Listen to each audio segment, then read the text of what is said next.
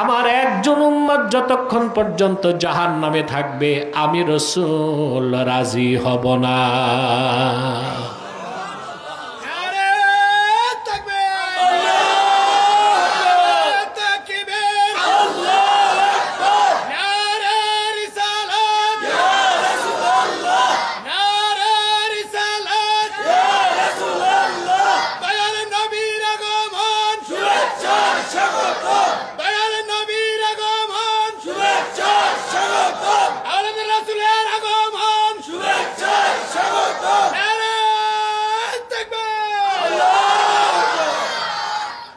প্রিয় বন্ধুগণ, রাসূলুল্লাহ সাল্লাল্লাহু আলাইহি সাল্লামের একজন উম্মত যতক্ষণ জাহান্নামে থাকবে রাসূলুল্লাহ বলেছেন আমি রাজি হব না।